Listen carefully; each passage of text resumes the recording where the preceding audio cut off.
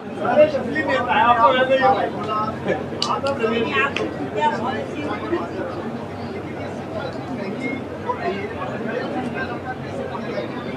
बड़ी आबादी पानी बतासे बेच रही है। पूरे देश में सबसे ज्यादा यहाँ के लोग पानी बताते हैं। उसके बहुत सारे उपाय हैं। जो अगर आप आईएएस की बात कर रहे हैं तो एक उपाय उसमें ये है कि हम लगभग साल में 500 से 1000 बच्चों को वहाँ पर पूरी तरह से निःशुल्क पढ़ाते हैं, जिनका रहना खाने का खर्चा भी हम ही उठाते हैं। तो सौरभ से मेरी बात पहले भी हुई है कि इस गांव के बच्चों के लिए जो यहाँ पढ़ेंगे, अगर वो थोड़ा सा भी अच्छा परफॉर्म करेंगे तो हम पूरी व्यवस्था करेंगे उन बच्चों की। शरीर लगातार जो है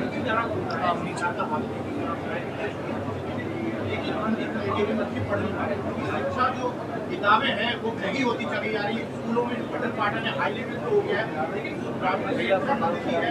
प्राइमरी स्कूल वहाँ की स्थिति जर्जर होती जा रही है। इसमें किस तरीके की सरकार को भी आना चाहिए आगे, और आप किस तरीके से जैसे सौरभ भैया ने तो अभी शिक्षा की, तो आपको किस तरीके से सरकार को तो मेरा मानना है कि नॉर्वे का मॉडल सबसे अच्छा इस मामले में है कि सरकार अपना निवेश बढ़ाए, प्राइवेट सेक्टर को मना ना करे, क्योंकि सारे बच्चों पर सरकार खर्चा करे। इससे बेहतर है कि प्राइवेट जो खर्च कर सकते हैं वो बच्चे वहाँ कर लें और बाकी बच्चों पर सरकार ज़्यादा निवेश करके स्कूलों को बराबर के लेवल पर लेकर आएगी। लेकिन इसमें जो एआई की बात है, अभी कुमार विश्वासी बता रहे थे, आर्टिफिशियल इंटेलिजेंस मैं ये देख पा रहा हूँ कि अगले 3-4 साल में 10 साल में पूरी तरह से प्राथमिक शिक्षा और उच्च शिक्षा में बराबरी लाने का सबसे अच्छा मतलब प्लेटफॉर्म बनने वाला है।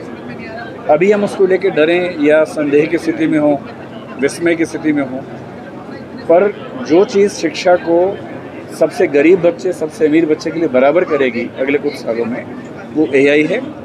इससे मेरा आप सबसे निवेदन है कि एआई को लेकर डरने से ज़्यादा उत्सुक रहना है, क्योंकि ये गरीबी अमीरी के बीच की दीवारें बहुत जल्दी खत्म करने वाली है, कई लेवल्स पे, शिक्षा में भी, स्वास्थ्य में भी, और भी बहुत सारे क्षेत्रों में।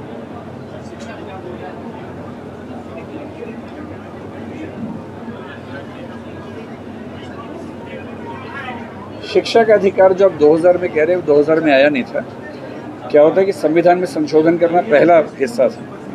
उस संशोधन के हिसाब से आर्टिकल 21A के हिसाब से एक एक्ट बनाना, RTE, वो बात का हिस्सा था। उसमें काफ़ी लंबा समय लगा।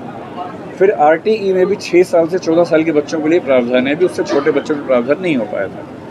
तो मैं यही कहूँगा कि सरकार अपना काम करे, लेकिन सौरभ जैसे लोग, और मेरे यहाँ आने की बड़ी वजह ये है कि मैं देखना चाह रहा था कि कैसे प्रैक्टिकली अपने गाँव में ये काम किया जाता है। हमने भी अपने शहर में जहाँ मेरा बचपन गुजरा कुछ दिन पहले ऐसा कुछ किया, इस पैमाने पे नहीं किया लेकिन किया। तो मेरा ख्याल है कि सौरभ जैसे कुछ लोग अगर हर राज्य में, हर ज़िले में ऐसे कुछ प्रकल्प चलाएं, तो मेरा ख्याल है कि बहुत जल्दी परिवर्तन होंगे।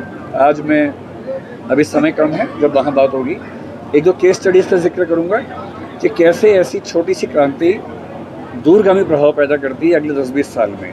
तो बड़ी बात नहीं है कि 20 साल के बाद इतिहास में इस घटना का जिक्र हो कि इसकी वजह से यहाँ पर क्या परिवर्तन आए। बस